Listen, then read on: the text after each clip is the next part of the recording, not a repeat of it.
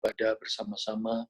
Kami boleh memuji dan menyembah-Mu, biarlah segala pujian kami menyukakan hati Tuhan. Dan kini kami mau duduk diam untuk kami merenungkan kebenaran firman-Mu. Di tengah kondisi yang ada, Tuhan kami bersyukur kami diberikan kesempatan untuk merenungkan kebenaran firman-Mu. Karena kami tahu bahwa hanya firman-Mu yang menjadi kekuatan bagi hidup kami. Firman-Mu yang menopang di dalam kami menjalani kehidupan ini. Urapi hamba-Mu yang memberitakannya, beri hikmat untuk hamba menguraikannya, dan urapi setiap kami yang menerima kebenaran firman-Mu. Mampukan kami mengerti, dan biar lebih dari itu, mampukan kami melakukannya. Terima kasih Tuhan. Dalam nama Tuhan Yesus, kami berdoa mengucap syukur. Amin. Shalom, Bapak Ibu Saudara. Saya bersyukur sore hari ini boleh ada bersama dengan Bapak Ibu, meskipun melalui media online. Dan sebelum saya menyampaikan firman Tuhan, saya akan memperkenalkan diri terlebih dahulu, sebab ada pepatah mengatakan tak kenal maka tak sayang, dan ini pertama kalinya saya sharing firman di GBI Jatinegara. Mungkin sebelumnya ada yang pernah tahu saya, pernah ketemu, atau pernah tahu saya khotbah? Belum pernah ya? Ya, nama saya Samuel Pristiwantoro, dan kalau hari ini saya bisa sharing firman di tengah-tengah Bapak Ibu, ini anugerah Tuhan. Karena apa? Saya lahir dari latar belakang keluarga non-Kristen. Jadi kalau dari ibu saya, kakek saya orang Arab, nenek saya orang Banten Serang. Kalau dari ayah saya, kakek saya orang Aceh, dan nenek saya orang Jawa, Madiun. Jadi antara Arab, Banten, Aceh, Jawa dicampur jadinya Manado. Karena kebanyakan orang kalau nggak dikasih tahu pasti nebaknya saya orang Manado. Tampangnya tampang Manado. Dan dari keluarga kami yang terima Kristus pertama kali ibu saya. Ibu saya terima Kristus tahun 79 dan ayah saya tetap menolak sampai ayah saya meninggal tahun 85. Saya sendiri baru bertobat waktu pindah ke Jakarta tahun 87. Jadi saya lahir Surabaya, besar Surabaya. Tahun 87 saya baru pindah ke Jakarta, dan tahun 87 itu saya baru terima Kristus sebagai Tuhan dan Juru Selamat. Tadinya hidup saya hancur, saya ngerokok, mabok, judi, hidup berandalan, nakal, tapi puji Tuhan tahun 87 akhirnya boleh mengenal Kristus sebagai Tuhan dan Juru Selamat. Dan nggak pernah punya cita-cita jadi hamba Tuhan. Keinginan saya dari dulu berdiri di kapal perang, pakai baju Taruna Angkatan Laut. Tapi Tuhan nggak izinkan itu, dan akhirnya Tuhan pakai saya untuk pelayanan. Dan beberapa waktu yang lalu ada beberapa pelayanan yang saya pegang, yaitu saya sebagai youth pastor di GBI Basilea. Saya juga menjadi dosen di 2 sekolah teologi dan 1 sekolah sekuler. Tapi ketika istri saya melahirkan anak pertama, saya pretelin beberapa pelayanan supaya nggak terlalu padat. Dan kebetulan sekarang saya nggak pegang 1 pelayanan karena 2 tahun yang lalu sempat kita ada di New Zealand sekeluarga, dan ini kita baru balik dari New Zealand. Bapak Ibu Saudara, sekarang saya tinggal di BSD di Tangerang. Saya tinggal dengan istri dan 3 orang anak saya. Ini juga anugerah Tuhan. Anak saya yang paling besar cowok, namanya Bennett, umur 13 tahun. Yang kedua cowok, namanya Kenneth, umur 11 tahun. Dan penutupnya cewek, namanya Janet, baru 9 tahun. Itulah sekelumit tentang kehidupan dan pelayanan saya. Saya berterima kasih Pak Wayan diberikan kesempatan untuk sharing firman hari ini dan besok pagi. Oke, mari kita sama-sama buka satu bagian firman Tuhan. Kita lihat di dalam Injil Lukas pasal yang ke-5. Injil Lukas pasal yang ke-5, mari kita sama-sama lihat ayat 1 sampai dengan ayat yang ke-11. Nah, ini tema yang diberikan buat saya ini menarik. Bicara bagaimana kita bertumbuh di dalam Tuhan. Meskipun kita hari-hari ini mengalami pandemi, mengalami badai dalam hidup, tapi bagaimana kita menjadi orang-orang yang tetap mengalami pertumbuhan di dalam Tuhan. Bahkan kalau boleh saya ubah sedikit tema ini, bukan hanya bertumbuh di tengah badai, tapi kita bertumbuh dan mengalami mukjizat Tuhan. Nah, mari kita belajar dari hidupnya Simon. Kita lihat ayat 1 sampai ayat 11. Kita baca sama-sama. 1, 2, 3. Pada satu kali Yesus berdiri di pantai Danau Genesaret, sedang orang banyak mengerumuni dia, hendak mendengarkan firman Allah. Ia melihat dua perahu di tepi pantai. Nelayan-nelayannya telah turun dan sedang membasuh jalannya. Ia naik ke dalam salah satu perahu itu, yaitu perahu Simon, dan menyuruh dia supaya menolakkan perahunya sedikit jauh dari pantai. Lalu ia duduk dan mengajar orang banyak dari atas perahu. Setelah selesai berbicara, ia berkata kepada Simon, "Bertolaklah ke tempat yang dalam dan tebarkanlah jalamu untuk menangkap ikan." Simon menjawab, "Guru, telah sepanjang malam kami bekerja keras dan kami tidak menangkap apa-apa. Tetapi karena engkau menyuruhnya, aku akan menebarkan jala juga." Dan setelah mereka melakukannya, mereka menangkap sejumlah besar ikan, sehingga jala mereka mulai koyak. Lalu mereka memberi isyarat kepada teman-temannya di perahu yang lain, supaya mereka datang membantunya. Dan mereka itu datang. Lalu mereka bersama-sama mengisi kedua perahu itu dengan ikan hingga hampir tenggelam. Ketika Simon Petrus melihat hal itu, ia pun tersungkur di depan Yesus dan berkata, "Tuhan, pergilah daripadaku, karena aku ini seorang berdosa." Sebab ia dan semua orang yang bersama-sama dengan dia takjub karena banyaknya ikan yang mereka tangkap. Demikian juga Yakobus dan Yohanes, anak-anak Zebedeus, yang menjadi teman Simon. Kata Yesus kepada Simon, "Jangan takut, mulai dari sekarang engkau akan menjala manusia." Dan sesudah menghela perahu-perahunya ke darat, mereka pun meninggalkan segala sesuatu, lalu mengikut Yesus. Bapak Ibu Saudara yang saya kasih dalam Tuhan, bagian ini menarik untuk kita sama-sama pelajari. Mungkin Bapak Ibu sering mendengar khotbah tentang Simon yang menjadi penjala ikan, Simon yang sebagai penjala ikan, kemudian menjadi penjala jiwa. Tapi nggak ada salahnya sore hari ini kita renungkan kembali bagian ini. Apa yang kita bisa belajar dari kehidupan Simon? Paling tidak ada beberapa hal, ada 5 hal yang ingin saya bagikan Bapak Ibu Saudara. Yang pertama, coba kita lihat di dalam ayat yang kelima. Di dalam ayat yang kelima, kita lihat bagian ini.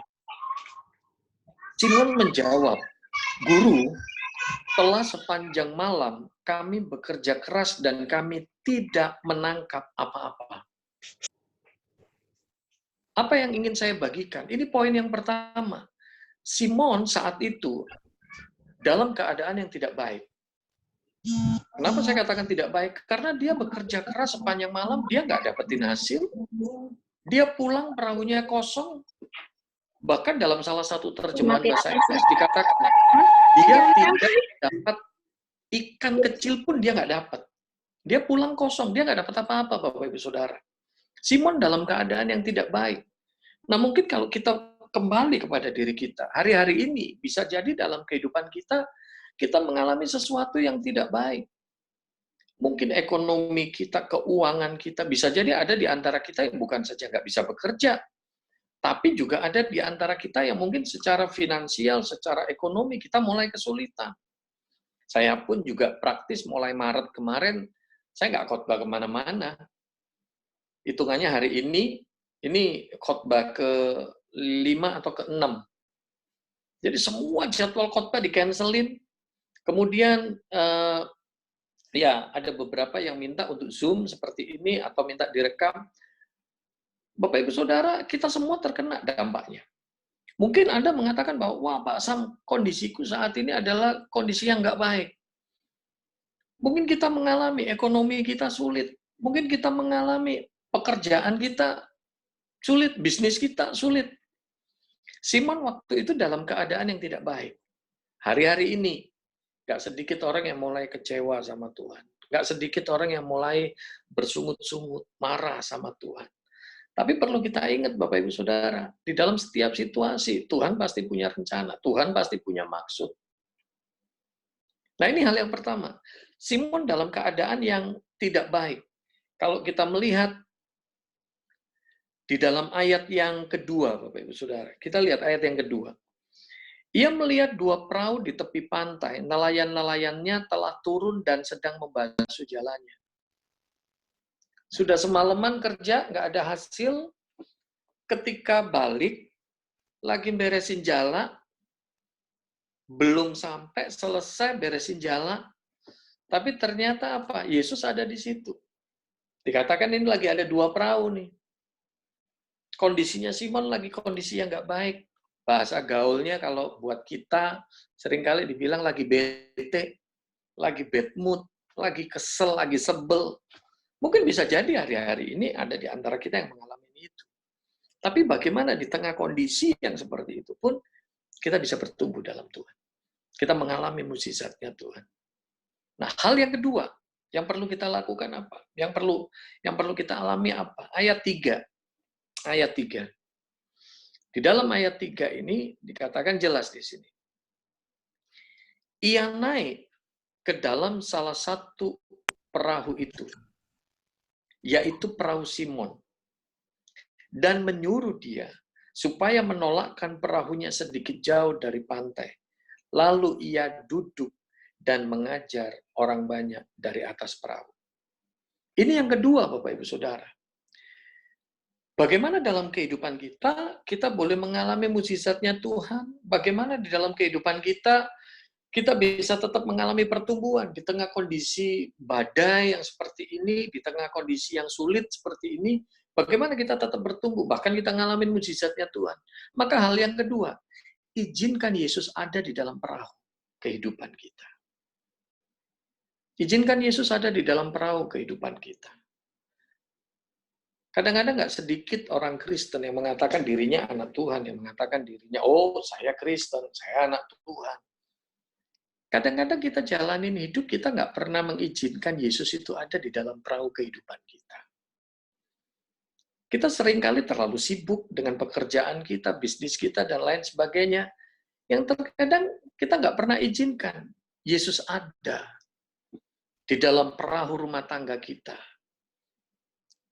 Berapa banyak hidupnya orang Kristen, keluarga-keluarga Kristen, katanya Kristen, katanya anak Tuhan.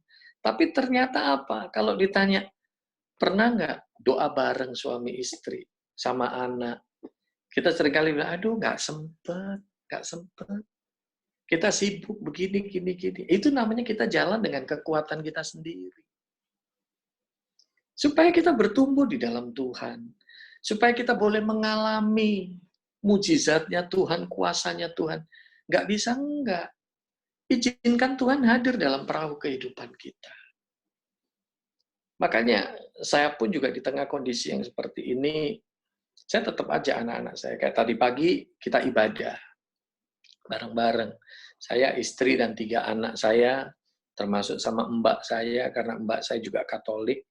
Jadi kita ibadah bareng-bareng tadi pagi. Terus tiap minggu selalu kita ada mesbah doa. Kadang seminggu sekali, kadang seminggu 2 kali. Kita ibadah bareng-bareng. Tapi perlu untuk kita hadirkan Yesus dalam perahu kehidupan kita.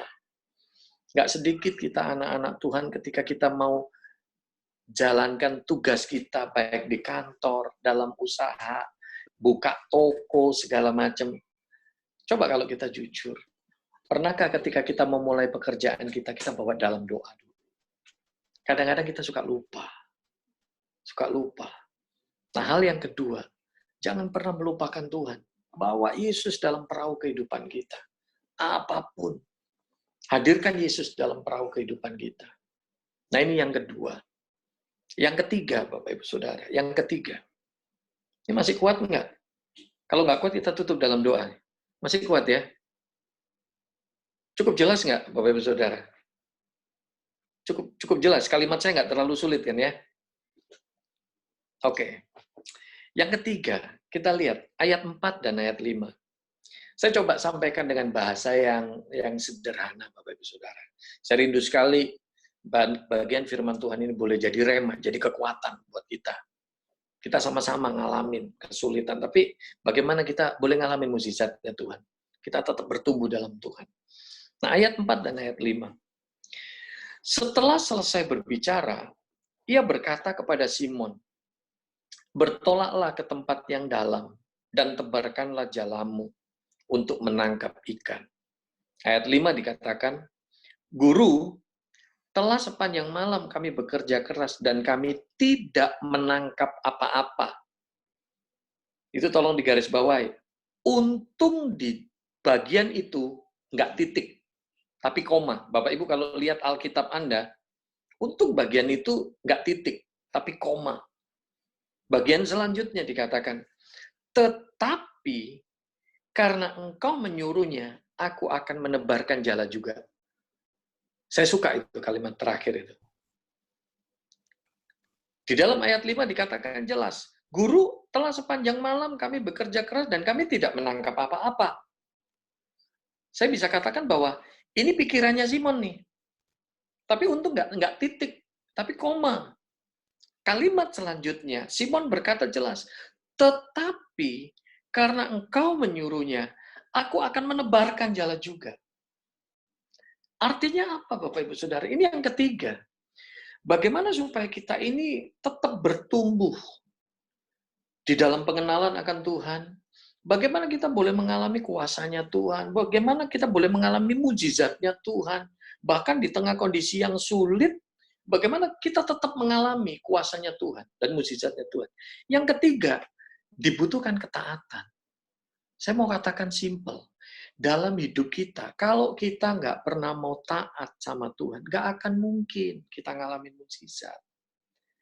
Ayat 5 ini saya suka sekali. Saya bisa bagi dua itu di ayat 5 ini. Kalimat yang pertama, itu pikirannya Simon. Logikanya Simon. Apa yang Simon lihat? Sepanjang malam kami bekerja keras, kami nggak dapat apa-apa. Tapi kalimat yang kedua, itu imannya Simon. Ketaatannya Simon. Simon berkata, tetapi karena engkau yang menyuruhnya, aku akan menebarkan jala juga. Seakan-akan Simon berkata begini, kalau saya terjemahkan ke bahasa sehari-hari. Simon seakan-akan berkata begini, meskipun apa yang kamu suruh, nggak sesuai pengalamanku semalam. Meskipun apa yang kamu suruh, nggak sesuai sama logikaku. Meskipun apa yang kamu suruh sepertinya sih, cuman sia-sia aja. Tapi karena kamu yang nyuruh, ya sudahlah. Aku mau nurut. Nah ini loh yang ketiga. Ini nggak bisa dipungkiri. Hidup kekristenan kita kalau kita mau bertumbuh di dalam Tuhan, kita mau lebih mengenal Tuhan, kita mau mengalami kuasanya Tuhan, maka yang ketiga dibutuhkan ketaatan. Tanpa ketaatan nggak akan mungkin kita mengalami kuasanya Tuhan. Belajar untuk taat. Kadang-kadang kita jalanin hidup ini, kita suka sok pinter. Kita ngerasa pikiran kita ini lebih kuat dibanding iman kita. Kita ngerasa diri ini kadang-kadang nggak bisa dipungkiri, suka ngerasa lebih pinter dibanding Tuhan. Makanya kita nggak mau taat. Berapa banyak hidupnya orang Kristen? Di gereja memuji menyembah Tuhan hebat. Masuk gereja bahasa rohnya jago. Tapi seringkali ketika disuruh ngampunin orang, ngapain? Loh Bapak Ibu Saudara, belajar untuk taat. Belajar untuk taat, ini penting. Simon ketika disuruh sama Tuhan menebarkan jala, nggak masuk di logika.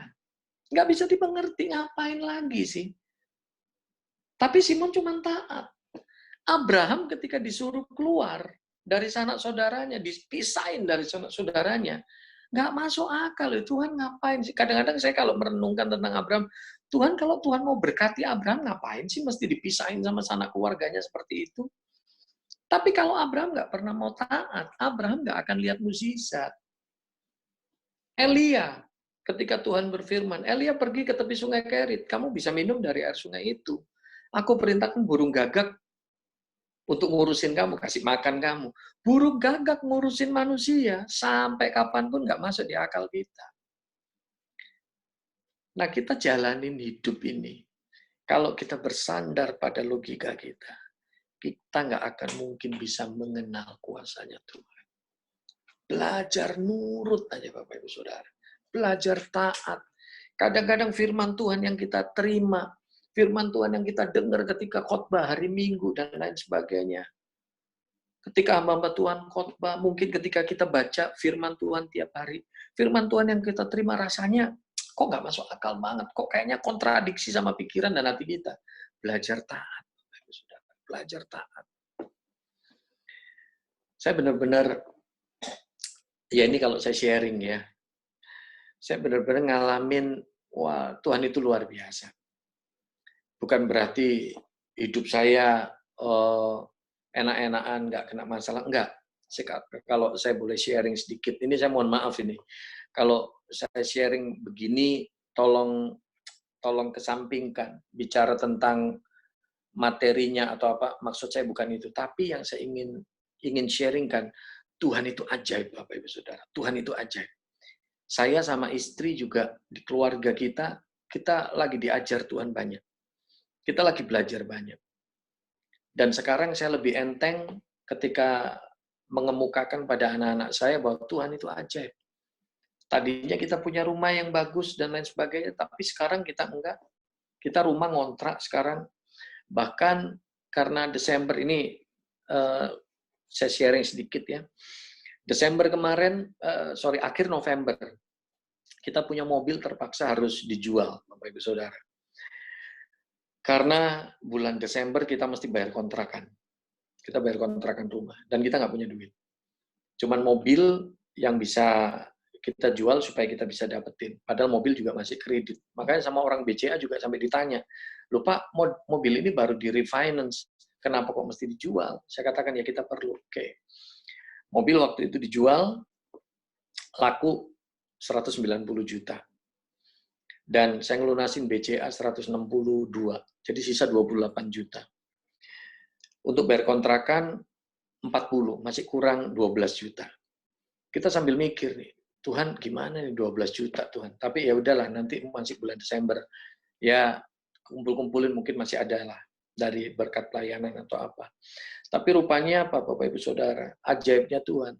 Tuhan nggak langsung jawab perkara itu. Ketika mobil saya dijual, hal yang benar-benar luar biasa. Cuman 3 hari dari mobil saya dijual. Ada satu pemain musik gereja, dia bukan orang kaya, enggak. Biasa banget. Tiba-tiba pemain musik gereja ini telepon saya, "Kak Sem, aku lihat di Facebook mobilnya Kak Sem dijual. Kalau mobilnya Kak Sem dijual, Kak Sem ke sana kemari pakai apa?" Saya bilang, "Ya aku pakai Gojek, aku naik kereta pelayanan ke Jakarta, nggak apa-apa, udah biasa." Dan akhirnya sorenya dia telepon, "Aku sama istriku sudah sepakat. Kita ini ada motor lama sih, tahun 2012. Honda Mega Pro. Kalau Kak Sem mau, itu Kak Sem pakai aja. Bisa dipakai buat sana sini." Dan akhirnya, ya puji Tuhan, akhirnya ada motor saya bisa pakai ke sana kemari. Dan rupanya di bulan Desember ketika saya mesti bayarin kontrakan, masih kurang 12 juta. Bapak Ibu Saudara, caranya Tuhan itu ajaib banget. Rupanya apa? Saya diundang ke satu tempat. Tempat itu bukan tempat orang kaya mewah gimana, enggak. Di rumah BTN. Di rumah BTN yang kecil gitu. Dia yang ngundang saya juga rada-rada minder. Bilang, "Kak Sem, bisa nggak ngisi Natalan di tempat kita?" Ya nggak apa-apa, yang penting kosong jadwalku nggak apa-apa, saya bilang. Ya tapi tempatku ini kecil, orangnya paling Natalan cuma 15 orang. Bapak Ibu bisa bayangkan Natalan aja cuma 15 orang. Dan akhirnya Pak bilang, "Oke, nggak apa-apa, yang penting jadwalku kosong aja, oke." Dan rupanya ketika pulang, saya dianterin suaminya, dan suaminya nanya, "Kenapa Pak, kok naik gokar? Mobilnya kemana?" "Oh, aku jual bulan lalu." "Loh kenapa?" Saya bilang, "Buat bayarin kontrakan gini-gini." Dan rupanya apa? Benar-benar saya nggak nyangka. Dari suaminya itu, transferin saya 5 juta. Dan ada satu orang lagi yang saya nggak ketemu. Saya nggak ngomong sama dia tentang masalah saya. Dan rupanya apa? Kirimin berkat lagi 5 juta. Jadi 10 juta sudah ada. Saya cuma tinggal tambahin 2 juta. Urusan kontrakan rumah, Tuhan tutupin bulan Desember kemarin. Dan yang ajaib lagi apa? Bulan Februari, saya mulai terpikir, Tuhan, aku sebenarnya pengen ganti nih. Seringkali kalau saya naik Gojek gitu, itu wah naik NMAX kayaknya enak nih. Karena badan saya gede. Dan ketika ulang tahun BCA, ditelepon sama teman saya, "Pak Sam, kalau semua mau ngambil motor, tuh kita lagi pameran di ICE. Dan akhirnya apa? Ketika saya coba lihat harganya, waduh, ada tambahan cicilan 1,5 juta lagi, nggak usah lah, daripada nambah-nambahin cicilan. Dan rupanya apa? Saya sama istri udah putusin, dah nggak usah ngambil. Jumat, Sabtu, Minggu, BCA ada pameran di AIS, di BSD. Kita putusin nggak jadi ngambil. Rupanya Bapak Ibu Saudara, hari Senin pagi setelah saya doa saat teduh, terus saya biasanya tiap pagi ngopi, ngeteh sama istri saya. Pas saya lagi mau naik ke atas, saya mau mandi. Tiba-tiba anak saya nyusulin. Dibilang, Papa beli motor ya? Enggak. Loh itu kok ada yang nurunin motor? Saya bilang, salah alamat kali. Dan akhirnya apa Bapak Ibu Saudara? Saya terpaksa turun. Kata anak saya, Papa turun deh. Saya bilang sama bapak yang nurunin motor itu, Pak, ini nggak salah alamat, Pak. Bapaknya nanya sama saya, Bapak beli motor nggak? Enggak. Bapak pesan motor nggak? Enggak. Dan Bapak Ibu tahu, yang dikirimin hari itu, motor NMAX. Saya nggak jadi ngambil, karena kita pikir, wah ada tambahan cicilan. Pikir saya Mega Pro dijual jadi DP, nyicil lah NMAX. Ada tambahan cicilan 1,5 juta. Saya pikir sama istri saya, oh nggak usah lah, daripada ada tambahan cicilan. Kondisi lagi kayak gini udah nggak jadi. Ternyata hari Seninnya, Tuhan kirimin NMAX, Bapak Ibu Saudara. Sementara saya nggak tahu siapa yang beliin. Sampai detik ini, beberapa kejadian yang rasanya aneh banget. 2 minggu, 3 minggu lalu, sempat 2 kali ngalamin kejadian yang benar-benar aneh rasanya. Saya sama istri, ya seminggu sekali lah kita masih komit untuk melayani, artinya kita bagi nasi bungkus buat ojol sama sopir taksi, begitu. Karena kita punya rekening khusus pelayanan, begitu. Dan kita bagiin setiap minggu. Dan rupanya apa? 2 minggu lalu, ketika saya mau bagiin, saya mau berangkat sama ponakan saya, tiba-tiba ponakan saya dapetin WA dari salah satu mall. Rupanya apa? Dibilang, tolong ambil paket ini dulu. Kita mau bagiin sembako, dan rupanya apa? Ada mukjizat Tuhan. Ternyata ngambil ke mall itu, mall yang lagi tutup itu, tapi manajernya itu, GM-nya itu, rupanya kasihin paket sembako untuk hamba Tuhan. Jadi satu buat ponakan saya, satu buat saya, satunya lagi terserah mau dikasihin siapa. Sampai saya bilang sama istri saya, aneh ya. Padahal kita ini mau pergi bagiin sembako buat STT yang kondisinya minim. Belum dibagiin, baru mau berangkat. Tiba-tiba udah Tuhan kasih, aku pulang malah bawa sembako. Pak, Bu, saya mau katakan simpel. Tuhan nggak kekurangan cara pelihara hidup kita. Tapi belajar nurut sama Tuhan. Kadang-kadang kita nggak ngerti. Kadang-kadang kita nggak ngerti. Jalanin hidup ini kadang kita nggak ngerti. Ya kalau saya mau sharing begitu, wah banyak Bapak Ibu Saudara. Saya pun tahun 87, saya baru jadi Kristen. Ibu saya cuma jadi pembantu. Saya cuma jadi tukang kebun dengan gaji 20.000 sebulan. Saya tinggal di petakan, 2,5 kali 3 meter. Dalam pikiran saya cuma simpel sekali. Tuhan, kalau dari tahun 87 Tuhan pelihara aku sampai sekarang, masa sih ke depan Tuhan nggak mampu pelihara aku? Bapak Ibu Saudara, dibutuhkan ketaatan. Ketaatan. Nah, yang keempat, coba kita lihat. Masih kuat ya? Masih kuat? Tolong angkat tangannya kalau masih kuat. Kalau nggak kuat, kita tutup dalam doa. Oke, yang keempat, kita lihat. Ayat 6 sampai ayat 8. Kita lihat ini. Dan setelah mereka melakukannya, mereka menangkap sejumlah besar ikan, sehingga jala mereka mulai koyak. Lalu mereka memberi isyarat kepada teman-temannya di perahu yang lain, supaya mereka datang membantunya. Dan mereka itu datang. Lalu mereka bersama-sama mengisi kedua perahu itu dengan ikan hingga hampir tenggelam. Ketika Simon Petrus melihat hal itu, ia pun tersungkur di depan Yesus dan berkata, Tuhan, pergilah daripadaku, karena aku ini seorang berdosa. Bapak Ibu tolong perhatikan antara ayat 5 dan ayat 8. Anda tolong perhatikan itu. Di ayat 5, Simon memanggil Yesus apa? Guru. Karena Simon cuma taunya Yesus ngajar banyak orang. Simon cuma manggilnya guru. Nggak lebih dari itu. Tapi di ayat 8, apa yang Simon katakan? Tuhan, pergilah daripadaku. Simon bukan memanggil guru lagi, tapi dia memanggil Tuhan. Dia tahu persis bahwa apa yang Yesus katakan itu benar. Dan dia tahu persis bahwa Yesus bukan cuma sekedar guru yang mengajar. Nah, ini yang menjadi tema kita hari ini. Bagaimana di tengah kondisi yang sulit, kondisi badai, tapi kita ngalamin pertumbuhan. Simon bertumbuh di dalam Tuhan. Kalau tadinya Simon cuma tahu Yesus sekedar guru, tapi sekarang Simon berani berkata, Tuhan. Karena Simon tahu Yesus bukan pribadi yang sembarangan. Nah, apa yang ingin saya bagikan? Ini yang keempat, Bapak Ibu Saudara. Bagaimana kita menjadi orang yang bertumbuh di dalam Tuhan. Ngalamin mujizatnya Tuhan, ngalamin kuasanya Tuhan. Maka yang keempat, miliki pengalaman hidup dengan Tuhan. Kita kalau jadi orang Kristen cuman sekedar Kristen dalam tanda petik. Status Kristen. Tapi kita nggak punya pengalaman hidup dengan Tuhan. Iman kita nggak akan kuat. Nggak sedikit orang Kristen yang berkata, oh ya saya bersyukur Tuhan itu baik, begini-gini. Mengatakan Tuhan itu baik kalau keadaan kita semuanya baik, itu gampang. Tapi bagaimana kita tetap berkata Tuhan itu baik ketika keadaan kita lagi dalam keadaan nggak baik? Itu nggak mudah. Miliki pengalaman hidup dengan Tuhan. Karena saya yakin dan percaya ketika kita punya pengalaman hidup dengan Tuhan, iman kita nggak gampang digoyahkan. Masalah boleh ada. Badai boleh menerpa hidup kita. Tapi kalau kita punya pengalaman hidup dengan Tuhan, iman kita nggak gampang goyah.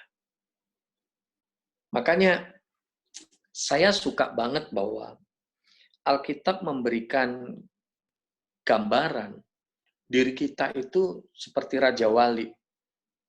Kebetulan di poster yang dibikin sama Pak Wayan mungkin ya, atau siapa pengurus.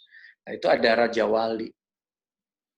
Ini bukan sesuatu yang kebetulan. Orang Kristen itu digambarkan seperti Raja Wali. Bapak Ibu Saudara, kita mesti tahu, Raja Wali itu beda sama ayam. Raja Wali itu beda sama ayam. Ayam kalau ada angin kenceng, ada badai, ayam kabur, sembunyi dia.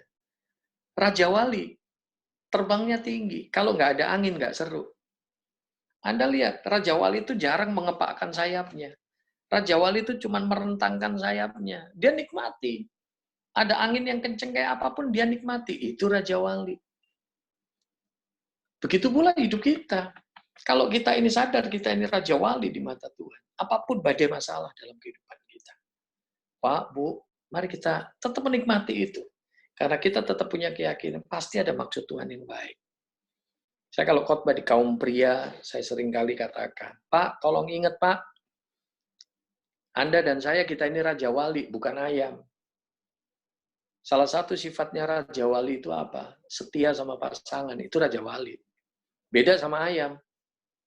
Saya kalau khotbah di kaum pria, saya sering kali katakan, ayam itu, waduh, kalau ada betina di mana langsung krr, krr, krr, krr. Nah, itu ayam. Makanya kalau ada laki-laki ngelihat perempuan mana udah langsung krr, berani selingkuh segala, ya itu bukan Raja Wali, itu mentalnya mental ayam.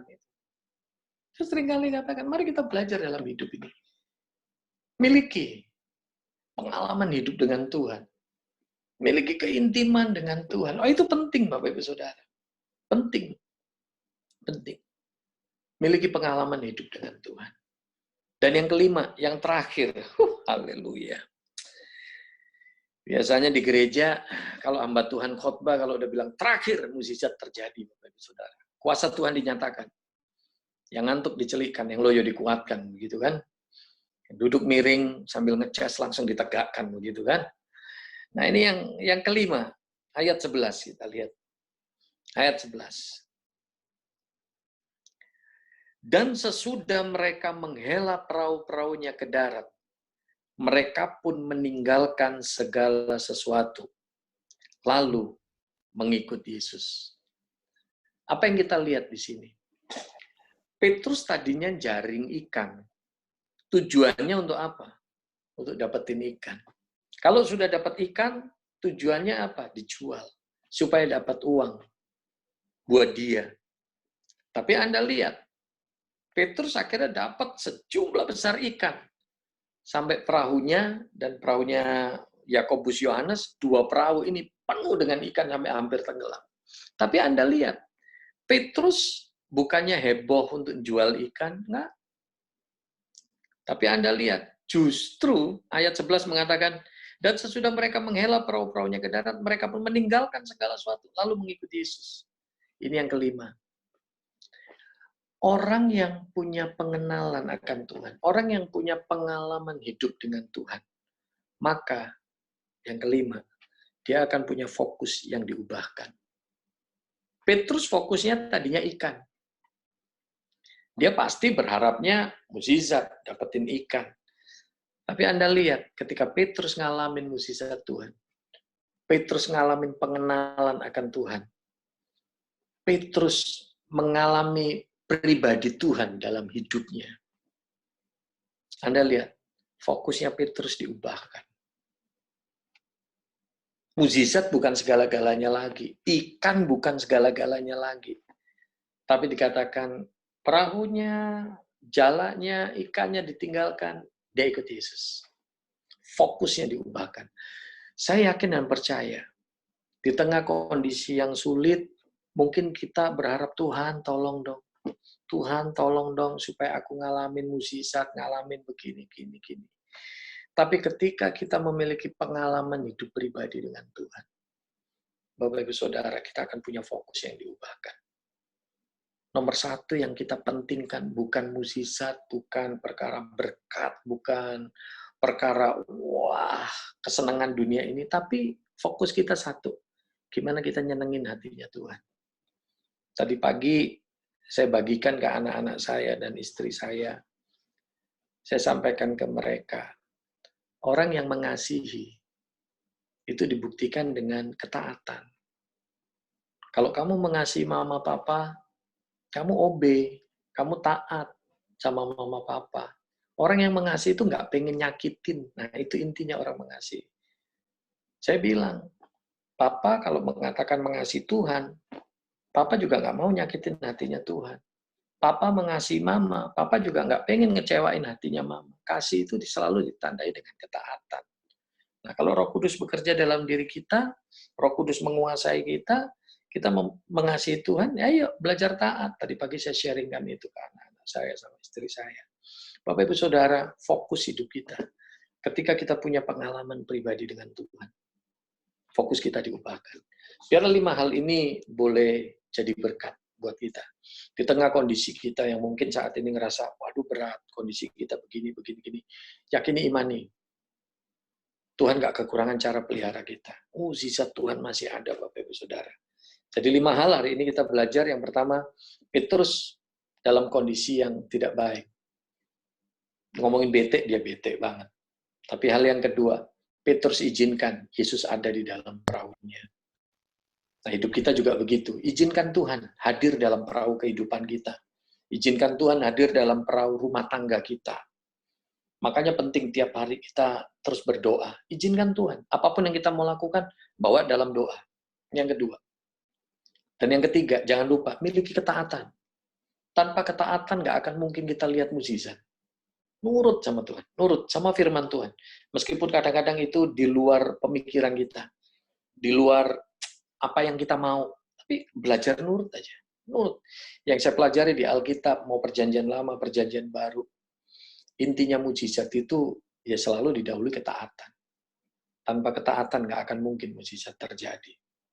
Nah, yang keempat, miliki pengalaman hidup dengan Tuhan. Kita nggak akan mungkin bisa bertumbuh dalam Tuhan kalau kita nggak punya pengalaman hidup dengan Tuhan. Penting sekali tiap hari kita miliki pengalaman hidup dengan Tuhan. Saya seringkali sampaikan ke anak-anak saya bahwa percuma Papa punya gelar teologi, ya, Papa punya gelar pendeta di depannya, tapi kalau hidup Papa nggak benar, percuma. Percuma semua gelar teologi dan gelar pendeta kalau Papa nggak punya pengalaman pribadi dengan Tuhan. Itu yang seringkali saya sampaikan ke anak-anak saya. Mari kita belajar. Punya pengalaman hidup dengan Tuhan. Ini yang keempat. Dan yang kelima, orang yang sungguh-sungguh ngalamin Tuhan, kehadiran Tuhan dalam hidupnya. Orang yang bertumbuh dalam pengenalan, dia akan punya fokus diubahkan. Berkat bukan segala-galanya lagi, tapi pribadinya Tuhan. Itu yang terpenting dalam hidupnya. Mari kita tundukkan kepala, kita masuk dalam doa. Bapa, kami bersyukur sore hari ini kami boleh merenungkan kebenaran firman-Mu. Meskipun secara singkat, tapi biarlah firman-Mu ini boleh menjadi rema, menjadi kekuatan bagi hidup kami. Ampuni kami Tuhan, kalau mungkin selama ini ketika kami hidup di dalam segala berkat Tuhan, kami melupakan Tuhan. Perahu kami isi dengan berbagai hal yang lain. Kami tidak pernah menghadirkan Tuhan di dalam perahu kehidupan kami, perahu pekerjaan kami. Bahkan kami tidak pernah menghadirkan Tuhan di dalam perahu pelayanan kami. Kami berjalan dengan kekuatan kami sendiri, ampuni kami Tuhan. Tapi biarlah melalui pengalaman Petrus, ini boleh mengingatkan, menyadarkan kami kembali, bahwa kami perlu pribadi-Mu. Kami perlu kehadiran-Mu Tuhan, untuk menguasai perahu kehidupan kami, perahu rumah tangga, perahu pekerjaan, bahkan perahu pelayanan kami. Dan biarlah kami punya hati yang taat, sehingga kami boleh memiliki pengalaman hidup pribadi dengan Tuhan. Sehingga kami punya fokus yang diubahkan. Bukan berfokus kepada berkat-Mu, bukan berfokus kepada kesenangan-kesenangan duniawi, tapi kami berfokus bahwa kami mau belajar hidup menyenangkan hati Tuhan. Tuhan, suara hamba-Mu terbatas. Kata-kata hamba-Mu, bahkan cara hamba-Mu menguraikan firman-Mu begitu terbatas.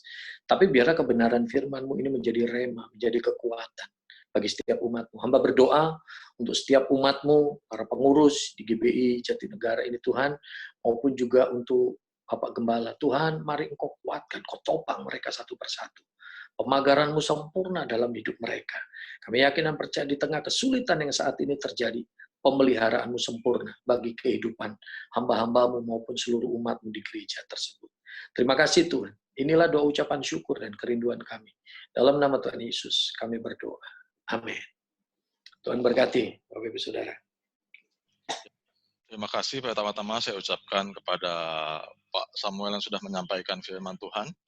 Saudara-saudara diberkati, yang diberkati boleh lambaikan tangan.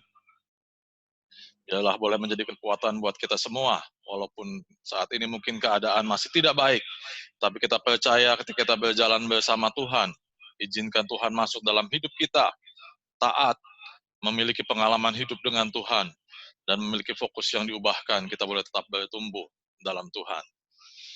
Baiklah, bagi Bapak Ibu, saya ingatkan lagi, kita masih punya food challenge, yang masih bisa Bapak Ibu kirimkan sampai nanti malam. Jadi bagi Bapak Ibu, setelah ini kita akan kembali berpisah, masing-masing silahkan memasak, yang masih mau memasak, dan kita akan makan, silahkan makan masing-masing, kalau masih ada yang mau kirimkan, food challenge-nya silahkan dikirim, kita akan pilih pemenangnya besok. Dan nanti kita akan ketemu lagi jam 7 malam.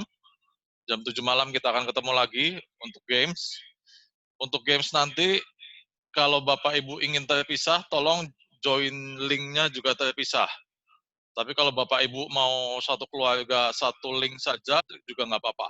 Gitu ya. Nanti kita akan hitung poinnya adalah per account Zoom yang join. Gitu ya. Itu saja, jadi nanti jam 7 kita ketemu, kita akan ada sedikit games, dan kemudian kita akan tutup dengan doa malam, doa kelompok, kita akan sharing, dan kemudian kita akan saling mendoakan, baru nanti kita tutup, dan besok pagi kita akan baru ketemu lagi. Kurang lebih itu gambaran kita selama hari ini sampai besok. Oke, tidak ada pengumuman lagi, saya serahkan kepada Bapak Gembala untuk doa penutup, sekaligus doa berkat. Mari kita berdoa. Bapak di surga, terima kasih Tuhan kalau pada sore ini akan boleh mengakhiri sesi kami yang pertama Tuhan, dalam kami untuk boleh mengadakan acara selama liburan ini Tuhan. Terima kasih buat berkat kekuatan daripada firman-Mu Tuhan yang boleh menguatkan kami semua jemaat-Mu Tuhan, dalam kami menghadapi badai dalam kehidupan hari-hari ini Tuhan. Terima kasih Tuhan, sebentar kami mau berpisah satu dengan yang lain. Walaupun kami berada Tuhan, temukan kami kembali untuk nanti malam kami boleh melanjutkan rangkaian acara kegiatan sepanjang libur ini Tuhan. Terima kasih Tuhan Yesus, terima kasih dalam nama Yesus kami mau terima berkat-Mu. Saudara-saudara kasih-kasih Tuhan, terimalah berkat daripada Tuhan Yesus Kristus, kasih setia dari Allah Bapa, penyertaan daripada Roh Kudus akan menyertai kita hingga selama-lamanya, sampai Maranatha Yesus datang yang kedua kalinya. Semua yang saya katakan, amin.